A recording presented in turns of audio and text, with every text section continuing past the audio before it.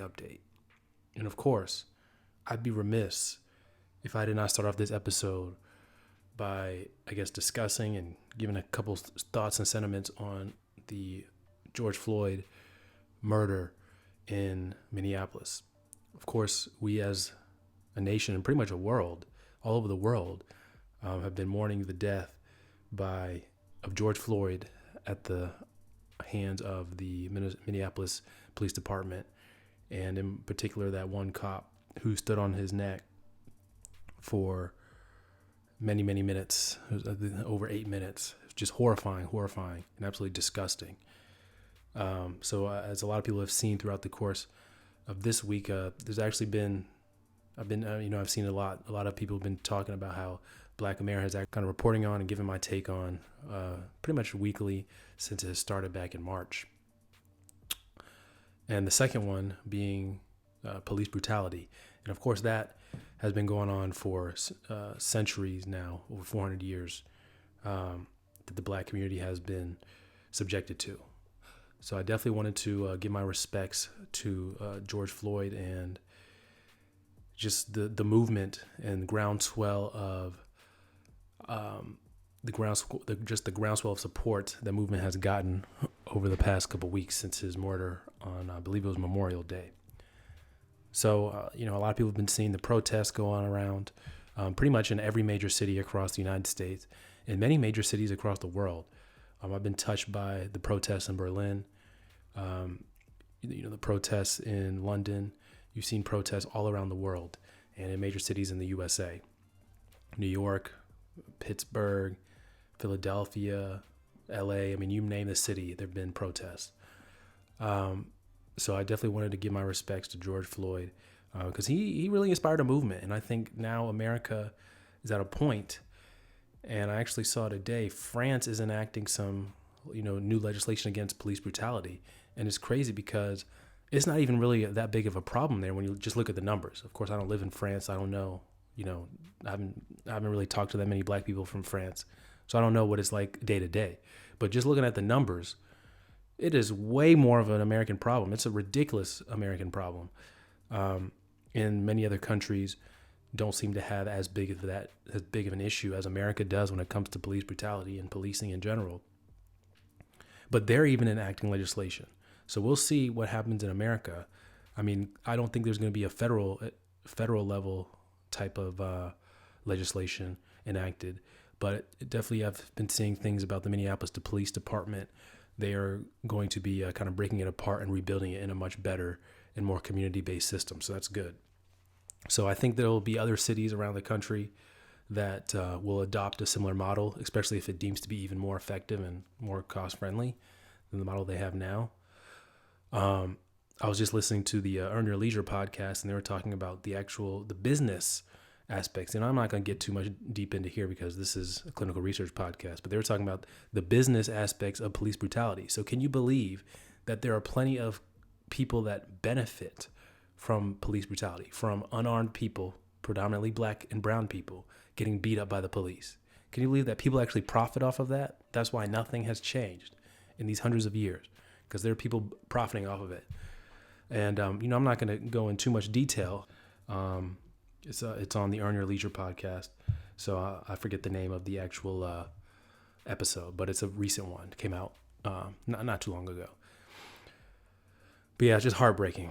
So just wanted to give my respects to George Floyd. And, I was going to make an episode talking about how, people in clinical research, just because they're at work with you every day during this, they're not okay. And I guess I give a few comments about that too. I think a lot of people, doesn't matter your color or race, were deeply affected by that murder. And I know I was feeling a little bit down, probably why I wasn't uploading too much during that time.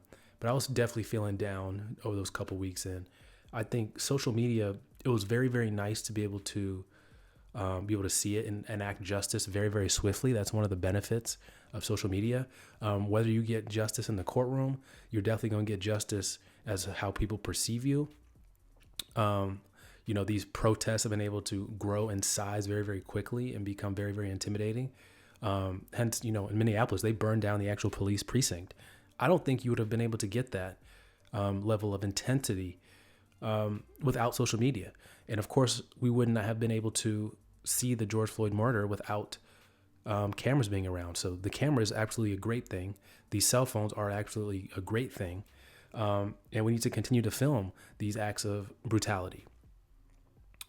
But, I think also the downside is you can get shocked by what you see on social media. You can get overwhelmed and even depressed by this constant stimulation of these events. And I found myself, I was constantly looking at, every 5 minutes I was checking my phone. Every 2 minutes I was just glued to Instagram. I was glued to CNN.com or whatever website. I wanted to know what was going on because there was constant things happening. And then that hacking group Anonymous got involved, and there was constant things happening with that. So I was checking Twitter nonstop. And, after a week and a half of that, I was like, I am burnt out. And so I put the phone away for pretty much the whole Saturday. So that was very, very nice and very, very good for my mental health and well-being.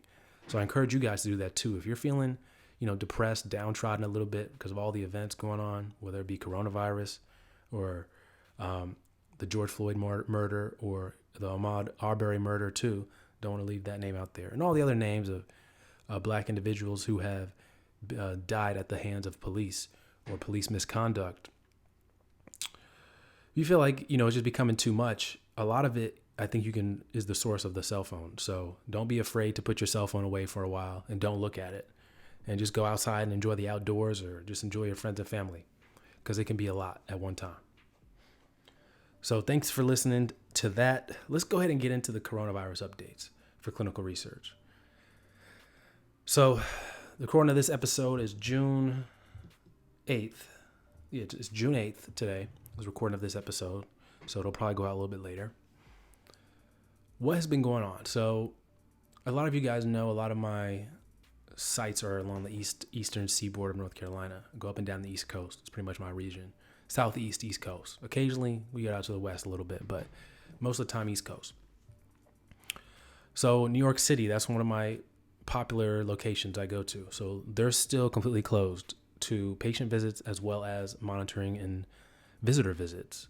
So that's one of the places that was hit the hardest by coronavirus, but they seem to be turning it around a little bit. I've heard places like Florida and I think Arkansas or Mississippi, those are places, probably the places that opened up way too early, are getting hit really, really hard now, and the cases are just skyrocketing. So, I have sites in Florida, I have sites in Ohio. So those are the places that I thought I was going to be able to get to earlier, but we'll see with these new cases. But obviously, New York City, they just opened phase 1 up actually today. And, they're moving in the right direction, but New York City, Washington, D.C., those places still pretty much on lockdown as of today. North Carolina, I do have one site there. They are on lockdown also, but things are starting to open up. They're allowing patient visits now. Visitor visits, monitoring visits will probably be open in a few weeks. So just playing that by ear. So that's pretty much it. We're still pretty much doing the exact same thing, sheltering in place, working from home. Work from home is going to be here for a long time, because I think even though we're opening up in phases, that by the letter of the law, I think the actual function, what people are actually going to do is still want to maintain social distancing. They're only going to want to go out to eat and that be it. I don't think they're going to, bars and clubs, I don't think are going to open for a long time. Concerts, we're not going to be doing those, I've heard, until 2021 in general. Everything's going to have to be socially distanced. And, so we're just continuing to be mindful of that. The one part of the traveling that I'm a little hesitant of is that I could definitely do. So I'm definitely going to take advantage of that while I can. And you guys know I hate driving. Driving is my least favorite thing to do, especially for hours and hours. And I think it's a bad use of time if you're a CRA too, to drive, unless it's close. But if you're driving hours and hours, it's a terrible use of time if you're a CRA. So yeah, that's pretty much it, guys. No major updates. Things are still pretty much locked down for me. I'm sure I've heard some CRAs are getting back on the road that working for other companies. They've lifted our CRA travel ban. I know pretty much most companies did a travel ban employees and CRAs. They've lifted that, but they still want approval from the higher ups on if you should travel there or not. So that's pretty much what's going on with that. We're allowed to travel. It's just getting sites that are willing to accept visitors and put their patients in a little bit of a risky situation. Just is what it is. It's interesting. A lot of the higher ups don't understand. They think the CRAs are just sitting at home doing nothing, twiddling our thumbs. Couldn't be further from the truth. They just don't get that our job is actual work. And it's funny because a lot of my friends even think that too, that I'm just sitting at home doing nothing, or when I'm traveling, I'm on the road, I'm, in person. There's a lot of documentation I've had to do, going back and forth via email as opposed to just talking in person. Because a lot of coordinators, they'll do some things that you ask them to do remotely, but they're really there with you and present in the situation when you're actually on site with them. So a lot of coordinators will work that way. They're there, they'll answer questions for you, they'll do what you need, they'll get what you need while you're on site with them. But once you leave, they're hard to get in touch with. That's how a lot of coordinators work. So that puts a lot of effort on us, a lot of pressure on us to get things done remotely. And it's a lot harder when you built that relationship with that site to not really bother them when you're not coming in for a visit.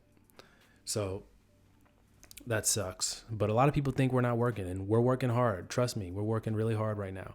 And in a lot of ways, I'm working harder than when I was on the road. So needless to say, I think a lot of us CRAs are ready to get back on the road. Bring it back how it was. Bring back life how it was. But of course, we want to do it in a safe manner and without putting ourselves and others at risk. So we'll see. So that's the June COVID update, the week 1 update, or is this week 2 technically? This is week 2 technically of June. I think we'll have some changes, some major updates in a couple of weeks. But of course, I'm going to continue to do my weekly updates, and hope you guys enjoyed this one. So I've been doing a lot of career consultations with individuals during this time.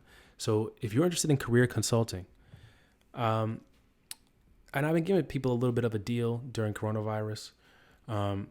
So email in if you want that deal. Type in the message coronavirus deal if you want the career consultation. I'll give you a little bit off. But a lot of people have been emailing in for career consultation, and I've been helping out a lot of people with that. So if you're interested in that, learning how to actually break in for you, because there's a lot of generic advice out there, and I've even given generic advice on my channel, but not every person's background lends itself to that advice. And you may have a background where it may be easier for you to break in a different way than someone else. So a lot of people have been interested in that custom feedback, that custom career advice, that custom career consultation. So if you're interested in that, email in eliteclinicalgroup@gmail.com.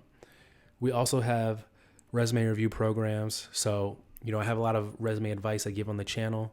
You can see in old videos, old episodes, a lot of good resume advice. But once again, that's generic advice. So if you want advice for your particular background, experience level, etc., you'll want a custom resume review for you. So you can email in if you're interested in that, eliteclinicalgroup@gmail.com also. So that's the benefit of, getting the custom feedback and custom consultation, is you get it specifically for you rather than just generic information across the board. And then you also understand the why. A part of it is understanding the why you're doing these things, why this is better than something else.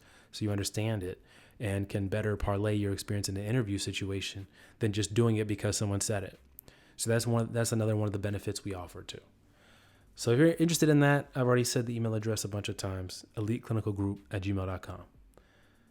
So you guys take some rest, enjoy your week, get back to work, guys. Be safe, social distance, enjoy your food, tell your friends and family you love them, and, continue to be great. Take care.